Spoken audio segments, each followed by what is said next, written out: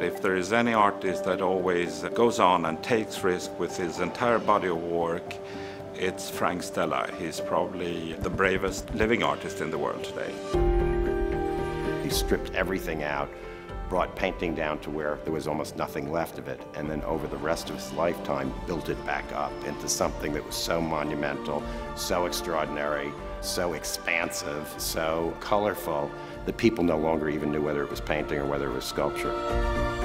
To keep the gospel of abstract art going and to keep preaching it, sustaining for, what, half a century, is a pretty remarkable thing.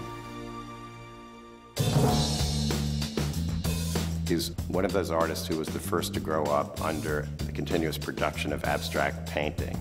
And for him, I think the idea that he was challenging painting, not just abstract painting, but the whole history of painting, was his way of working throughout his life. The influence of Frank Stella is actually very significant because he not only was very competitive with art history, he then became later on in his career competitive with himself. So he then went into architecture, sculpture, and then in the 70s he was probably one of the first artists to create what now is defined as postmodernism.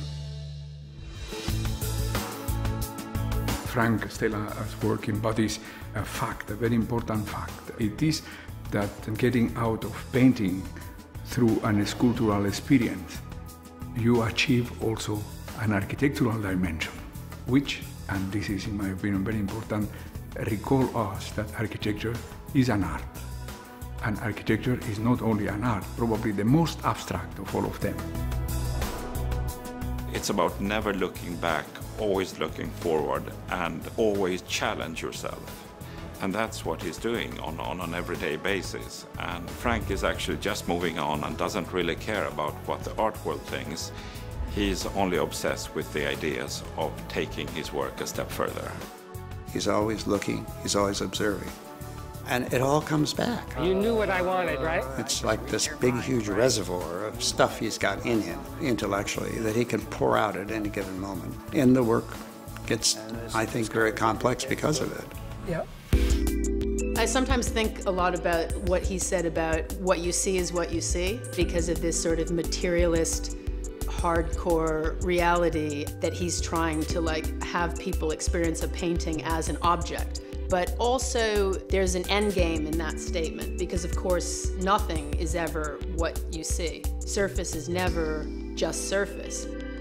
For Stella, it's not about creating styles. It's not about fashion. It's about doing something you deeply believe in and are committed to, and that it's bigger than you, it's bigger than fashion. I think he understands that you have to sometimes stand against what seems to be history and stand against fashion in order to push ideas forward, and to be willing to risk to be out of step, or people think out of step of your time, when in fact you're actually maybe a step ahead of your time. This, I think, is fantastic. You could only compare Frank to Frank. You know, what was Frank like 20 years ago, and what's Frank like today, and what will Frank be like tomorrow? I think that he's just going to keep going. He always says, I'm going to retire, but he's not going to retire. Every time you go to the studio, he's got 10 more ideas he's working on, and a series that never stops.